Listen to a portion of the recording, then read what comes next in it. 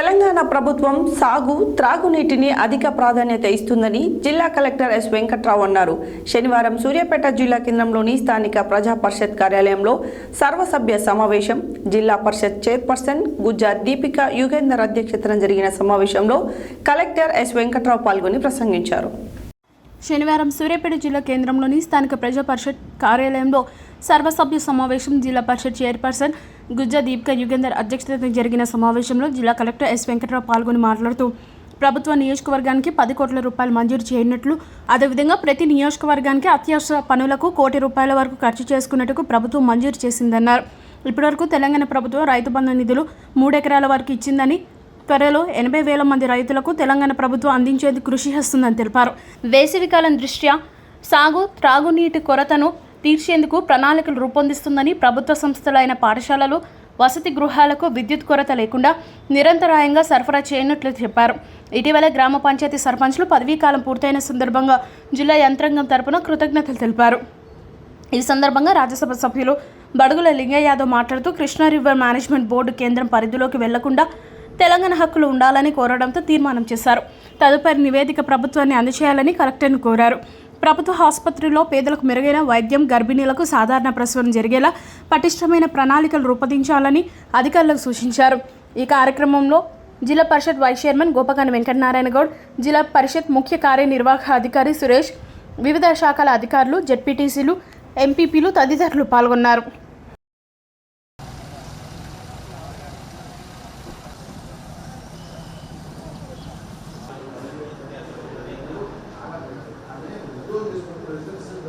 ఈరోజు సర్వసభ సమావేశంలో నాతో పాటు పాల్గొంటున్న కలెక్టర్ గారికి, సిఇఓ గారికి, జెడ్పీటీసీ సభ్యులకు, ఎంపీపీలకు, అధికారులకు, మీడియా మిత్రులకు నమస్కారము.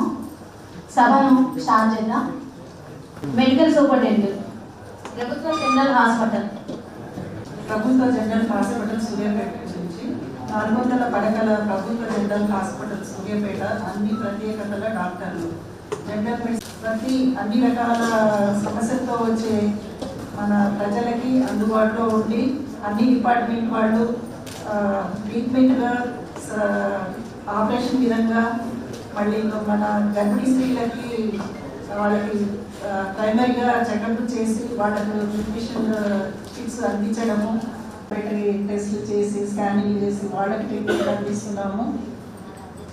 ఉన్న స్థితులని మన ప్రజలకి అందుబాటులో ఉండి సర్వీస్ అందిస్తున్నాము.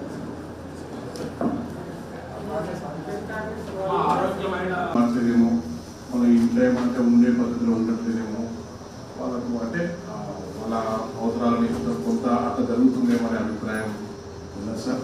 దాని కొద్దిగా దయచేసి, ఎందుకంటే ప్రాణాలతో పని మన హాస్పిటల్లో తెలంగాణ రాష్ట్రంలోనే ఒక చరిత్ర కలిగి కరోనా పీరియడ్లో కూడా కష్టపడ్డ వాతావరణం అవన్నీ ఉన్నాయి. అన్ని డిపార్ట్మెంట్లో కూడా చక్కగా జరుగుతుంది. ఒక చిన్న ఇప్పుడు స్త్రీల గురించి కూడా అడిగిగా సత్తారు, దాంట్లో కూడా బ్రహ్మాండమైన వైద్యం అందిస్తుంది హాస్పిటల్లో. సూపరింటెండెంట్ గారికి కానీ, ప్రిన్సిపల్ గారికి కానీ ధన్యవాదాలు. బట్ ఒక చిన్న కలెక్టర్ గారి జరిగినప్పుడు ఏమన్నా డెత్ పిఎంఈ చేసేటువంటి పరిస్థితి ఉంటే చాలా డిలే చేస్తాం. సో ఇంతకుముందు గౌరవ వైద్య గారు చెప్పినట్టు జిల్లా కేంద్ర హాస్పిటల్లోనే డాక్టర్లు ఇంట్లో రాలేదు, అది ఇంటీరియర్ తొమ్మిదికి వచ్చేసి అక్కడ ఎంత దారుణం కూడా పరిస్థితి అర్థం చేసుకోండి. నర్సులు లేరు, ఆర్భాటంగా ఓపెన్ చేయటమే కాకుండా డాక్టర్లు, నర్సులు ఇమీడియట్ గా ప్రజలకు అందించాలని చెప్పి ఈ సభాముఖంగా మనవి చేస్తున్నాను.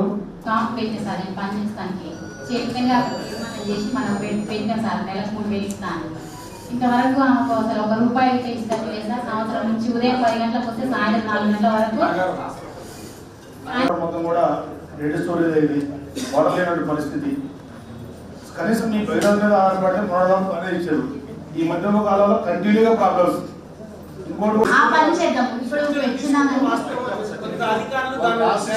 రబీ పంట కాలంలో సాగునీరు రాకపోవడం వల్ల గ్రామాల్లో, మండలాల్లో తాగునీటి సమస్య వస్తుంది. భూగర్భ జలాలు ఎండిపోతున్నాయి, చెరువులు. ఇక సమ్మర్ చాలాసేపు మాట్లాడారు. అందులో ఇరిగేషన్ వాళ్ళని, అదేవిధంగా లోకల్ ఆర్డబ్ల్యూఎస్ వాళ్ళని ఇద్దరిని కూర్చోబెట్టి ఒక కామన్ రోడ్ మ్యాప్ తయారు చేసుకొని ఏ ట్యాంక్స్ దింపాలి, అందులో డ్రింకింగ్ వాటర్ ముఖ్యంగా ఏ ట్యాంక్స్ నింపాలి మనం అగ్రికల్చర్కి ఇచ్చినప్పుడు అనేది ఒక యాక్షన్ ప్లాన్ తయారు చేయమన్నారు. ఈరోజు నేను బోత్ ఎస్సీలు ఇద్దరిని పిలిపించి ఫైనలైజ్ చేసి మళ్ళీ మేము చేసిన ప్లాన్ని ఏదైతే ఉందో మన CEO గారే చూస్తున్నారు కాబట్టి అందరు జడ్పీటీసీలకి ఎంపీపీలకి మా ప్లాన్ కూడా మీకు పంపించి ఏర్పాటు చేస్తాం. ఆ ప్రకారం ఆ రోడ్ మ్యాప్ ప్రకారం పనిచేస్తుందో లేదని కూడా దయచేసి మీరు మీ ఏరియాలో చూసి మాకు ఫీడ్బ్యాక్ ఇవ్వాల్సిందిగా రిక్వెస్ట్ చేస్తున్నాం. ఇవాళ KRMB అనేటువంటిది ఈ కృష్ణా రివర్ బోర్డును కేంద్ర జలశక్తికి ఒప్పజెప్పేటువంటి దుర్మార్గమైనటువంటి ఆలోచన ఇలా కేంద్రం చేస్తున్నది. నిన్ననే మేము పార్లమెంట్ సభ్యులు అందరం కూడా దీన్ని నిరసిస్తూ దీనివల్ల నాగార్జున సాగర్కు శ్రీశైలానికి ఆయకట్టుకు ప్రమాదం ఉంటుంది, నీళ్లు వదులుడు కాదు కదా, అటు విద్యుత్ తయారు చేసేటువంటి విధానానికి కూడా ప్రతిదానికి పర్మిషన్ తీసుకోవాల్సి వస్తుంది. ఉదాహరణకు మొన్న ఎడవకాలకు నీళ్ళు ఇవ్వాలని చెప్పి ప్రభుత్వాన్ని జిల్లా మంత్రులు అందరం అడిగినాం, నీళ్ళు ఇచ్చారు.